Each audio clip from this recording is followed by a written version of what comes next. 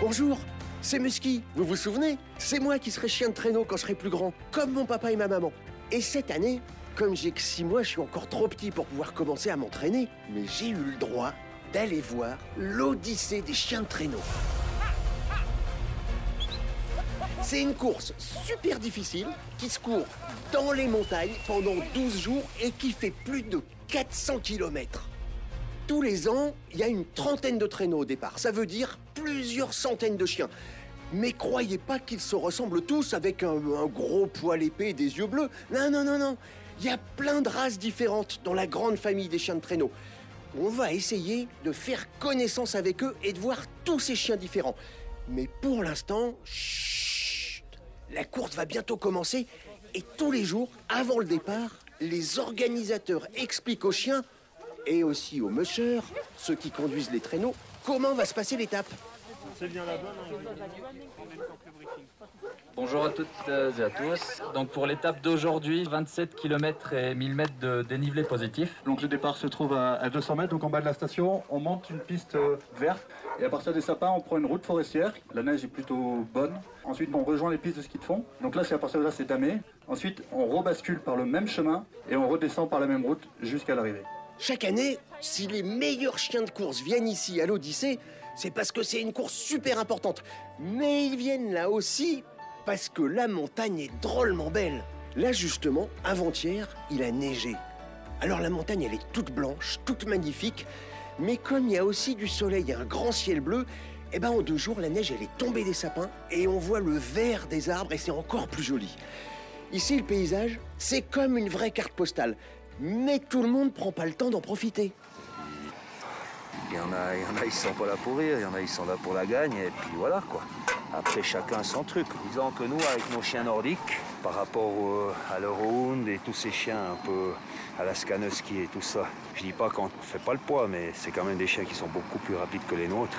L'avantage qu'on a, c'est qu'on a le temps de prendre des photos, d'apprécier le paysage et tout, quoi. C'est la magie du husky, quoi. C'est la magie des courses, c'est la magie de tout, quoi. Alors les chiens nordiques, c'est bien de commencer par eux pour parler des races de chiens. En tout premier, il y a les huskies. C'est les plus beaux. Moi, je dis pas ça parce que j'en suis un. Mais c'est vrai quoi, avec nos yeux bleus, c'est toujours nous qu'on prend en photo. Alors, on est les plus jolis, mais on n'est ni les plus gros, ni les plus forts, ni les plus rapides. Là, c'est des Nordiques, hein. Donc on ne peut pas rivaliser avec les vainqueurs qui ont que des Eurohound, des chiens de course. C'est des chiens travaillés pour la vitesse, travaillés pour l'endurance. C'est des chiens qui vont moins vite, les Nordiques. Mais on vise le best nordique, c'est-à-dire le meilleur nordique en tout cas. En 6 chiens ou en 12 chiens, on verra par le futur. C'est ce qu'on vise. On vise le meilleur nordique en fait dans notre catégorie. Si un jour vous allez voir une course, les huskies de Sibérie, vous les reconnaîtrez. On dit qu'on est de taille moyenne. Moi, je suis blanc et noir, mais il y en a aussi des blancs et gris, avec comme un masque blanc sur le museau et sur la tête.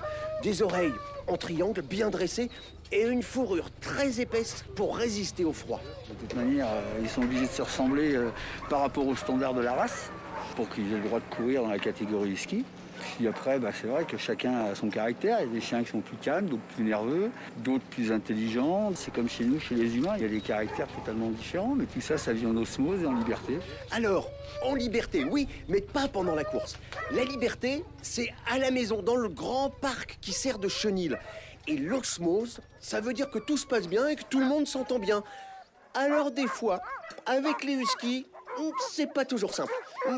Surtout pour les plus petits. Au bout de 2 mois, je les sépare de la mère. Jusqu'à 6-7 mois, ils sont ensemble. Puis après, je les rentre gentiment dans la meute. Il faut 1 ou 2 mois pour qu'ils s'acclimatent. Et puis, parce que les gros, ils sont un petit peu brusques avec eux. Ils leur apprennent la vie de la meute, mais à leur façon. Donc, il faut qu'ils soient suffisamment costauds pour accepter ça, quoi, parce que c'est violent. C'est un peu comme dans la cour de l'école. Quand on est le plus petit, les grands, ils sont pas toujours rigolos. Les gros, les vieux, ils vont lui faire comprendre que c'est moi le chef. Et puis toi, t'es petit, t'es en dessous. Donc ils vont les choper par la gorge, ils vont faire... c'est des simulacres d'étranglement, de soumission, quoi. Bon, quand même, dans les écoles, ça se passe pas comme ça. Mais là, nous, on est là pour que ça dégénère, quoi. Parce que le ski, il est un peu con, parce que ça commence toujours 1 contre 1, la bagarre. Puis après, dès qu'il y en a un qui est sur le dos, il y a toute la meute qui vient se mettre sur celui qui est sur le dos. Dès que la bagarre s'installe, il faut vite tout de suite y aller, quoi. Alors, voyez, nous les huskies, on est super mignons, on n'est pas très gros, mais on se laisse pas faire. Les chiens qui ont de caractère. Et c'est ça qui est sympa. Moi, je pourrais pas avoir autre chose que ça comme chien. C'est des chasseurs, ces chiens-là. C'est des chasseurs. Les primitifs, comme je dis, ils en gardent toujours pour pouvoir aller chercher à bouffer ou n'importe quoi. Il paraît que nous, les huskies, c'est nous qui avons gardé le plus de sauvages en nous. Ah, ça n'a rien à voir avec le hound. Hein. Quand je vois Rémi qui entraîne, il part avec son vélo, il a 20 chiens autour de lui. Il fait du vélo, il fait courir les chiens en lui. Moi, je fais ça. Ah, mais moi, au premier bois que je croise, il y en a un qui a parti au lièvre là-bas, l'autre qui a parti au sanglier, l'autre qui a parti à machin, et dans tous les sens, les chiens. Ça peut faire un peu peur comme ça, hein, surtout quand on sait que sur la course, il y a plus de 500 chiens. Mais en vrai, ça se passe toujours super bien. Généralement, tous les chiens sont assez sociables les uns avec les autres, donc il n'y a pas trop de soucis. Que ce soit des nordiques ou pas, de toute façon, il n'y a pas lieu d'avoir des chiens agressifs sur les courses. S'il y en avait, ils seraient certainement sortis de la course, mais là, tous les attelages sont plutôt sociables, donc c'est agréable. On se double les uns les autres, hein, entre les Groenlandais, les Eurohounds et les Huskies, il n'y a pas de soucis. Tous des chiens différents, mais tous bien élevés et avec chacun leur spécialité. C'est une espèce de grande famille. Ouais, ils sont tous nés à la maison, sauf la petite blanche là. Moi je viens du sprint, je suis passé à la mi-distance. Peut-être que plus tard j'évoluerai vers la longue distance et c'est pas les mêmes types de chiens. Sur les courses, les chiens qu'on voit le plus, c'est les huskies. Forcément, c'est mes préférés. Mais il y en a aussi qui ressemblent aux huskies, mais bien plus gros, avec eux aussi une belle fourrure épaisse. Il y a longtemps, c'était les chiens des Esquimaux. Ils s'en servaient même pour aller chasser les ours en Alaska. On les appelle les malamutes. Ouais, ce chien-là, qui ressemble un peu à un loup, Magnum, c'est un chien dont les parents et les grands-parents sont nés en Alaska, qu'ils ont gagné la plus grande course de chiens de traîneau. C'est un chien qui au début était vraiment, il ressemblait à un loup, mais il avait vraiment un caractère de loup. Ma famille, mes enfants et ma femme ont mis 6 mois avant de pouvoir le toucher parce qu'il était hyper timide. Aujourd'hui, il a 7 ans et on a construit une relation de confiance pendant des années. On a fait des courses en Norvège ensemble et il n'y a pas grand-chose à expliquer de plus, quoi. Et puis, bien sûr, il y a les plus rapides. Ceux qui gagnent presque à chaque fois. C'est une race qui a été faite exprès pour la course. On a pris des chiens d'Alaska qui sont très forts dans la neige et des pointers, des chiens qui courent très vite. Et on leur a fait faire des bébés. Et ça marche. Ça a donné les Eurohounds. Tout le monde dit des hounds. Tous les hounds, là, les chiens qui vont super vite. Ils vont super vite, pourquoi? Parce qu'ils sont formatés sur un certain nombre de kilomètres, mais c'est des chiens qui ne se maîtrisent pas. Ils sont toujours à fond. Contrairement au husky, qui lui est toujours en dedans. Ils ont toujours de la réserve. Ah, ça n'a rien à voir avec le hound. Hein. Les hounds, ils vont super vite. Mais c'est des chiens qui ont des poils courts et presque pas de fourrure. Ce qui fait qu'en montagne, l'hiver, dans la neige, des fois ils ont froid. Alors quand par exemple il y a un bivouac et qu'il faut passer la nuit dans la neige à plus de 2000 mètres d'altitude, les mushers, ils font entrer les chiens dans leur tente et ils dorment avec. Arwen, Norway, Hanoï, Gimli, Arwen, Hanoï, Norway, dépêche-toi. Et les chiens sont dedans, on va aller se coucher, et je pense qu'ils devraient bien dormir là. C'est une 3 places. Pour moi, ce sera un sac de couchage et pour les chiens, un petit manteau. Et comme ça, ils sont bien au chaud, bien confortables et je dors avec eux, donc c'est sympa. Ceux qui ont des attelages avec des hounds, généralement, ils viennent pour gagner. Alors, ils ont tous à peu près les mêmes techniques. Bien sûr que je dors avec eux. À l'abri, on fera mieux. Le but du jeu, c'est que les chiens ils se reposent le plus possible, qu'ils soient au calme, pour aller vite demain. L'objectif, c'est de faire la course. Tout le monde a mangé, tout le monde a été faire ses besoins. Tout le monde va se trouver une petite place. À demain. Eux, ça y est, ils commencent leur nuit.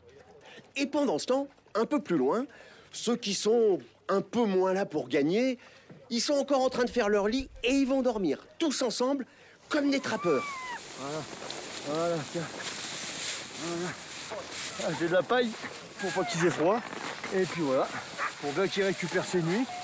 Amis, allez vas-y, voilà. Faites bien, regarde. Ah gros. Ça, c'est chouette, le bivouac. C'est des moments un petit peu plus intimes. C'est-à-dire que c'est eux et moi, même pour la nuit, quoi. Et ça, c'est privilégié, ça.